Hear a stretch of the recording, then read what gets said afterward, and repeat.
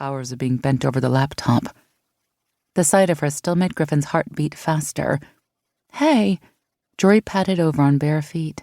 "Hey." Griffin watched Jorie's every move, drinking her in. "Finished with the scene that has been giving you trouble?" The dark head tilted in a nod. "I finished it earlier and already sent it off to Allie. You can read it later if you want." Griffin answered with a smile. Jorie's trust, her willingness to share her writing, was a prize she held dear. "I'd love to. So, if you already finished the scene, what were you working on? Got started on a new scene already?" "No, I was writing down a few things for the dream seeing manual your mother and I are working on. I think it's a really great idea to have something like that. I sure could have used a little more instruction while I was trying to figure out how it works." Jorie rolled her eyes. "Council really looked out with you," Griffin said. A wave of tenderness and pride swept over her, and she studied Jorie fondly. Not only did they get a dream seer who was giving them advice, they also got a writer to write it all down for them, all in one beautiful package. A seductive smile teased at the edges of Jorie's mouth. "So only the council lucked out with me?" The timbre of her voice made Griffin's body vibrate. Griffin laughed. "No, I'm one lucky cat too," she said, meaning it.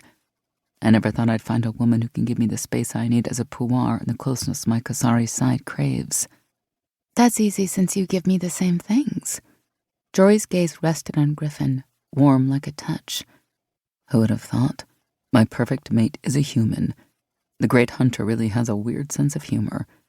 And you can even handle my mother and the rest of my family." Griffin purred with satisfaction. "Apropos, mother." Jorie nodded in the direction of the phone. "Was that my mom? Did she call to ask why her allergies always flare up when the in-laws get together?" Laughter rumbled through Griffin's chest. "No.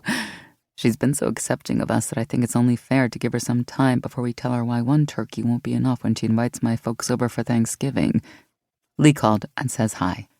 "Ah, so that's who you were talking to." "That and her." Griffin pointed at the cat on her lap.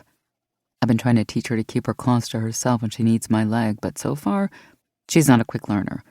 I think we need more bonding time." Her words stopped Jorie's approach one step from the bed.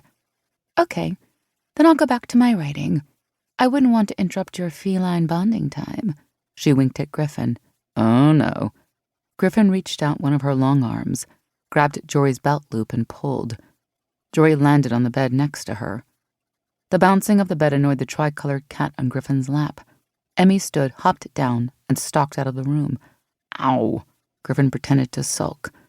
"My cuddle bunny left me. Whatever will I do now? I'm a cat. I need affection." Jorie's t-shirt slid up when she stretched out on the bed and leaned up on her elbow to grin at Griffin. Bare skin peeked out between faded jeans and the edge of the t-shirt. Instantly, Griffin moved closer, wanting to touch the warm skin. "Oh, poor cat," Jorie cooed. "All starved for affection. Want me to scratch your belly?" She slid her hand under Griffin's t-shirt and trailed her fingers teasingly up Griffin's belly. In the past, Griffin would have had a dozen suave comebacks for that question. No one would have been able to talk to her that way without triggering the urge to reassert her feline superiority. Her role had always been that of the seducer, not the seduced. She had directed lovemaking, not trusting her partner enough to let her have complete control over her body and her heart. Now, and with Jorie, everything was different. Griffin stripped off her t-shirt, lay back on the bed and whispered, "Yes, please."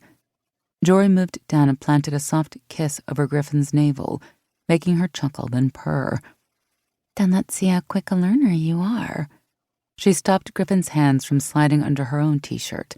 "Keep your claws to yourself." With a sound that was half groan, half purr, Griffin laid her hands onto the bed and let Jorie have full control over their bonding time. Coming to dinner. "A Christmas dinner?" Brian set down his glass on the coffee table and licked a drop of milk from his lips.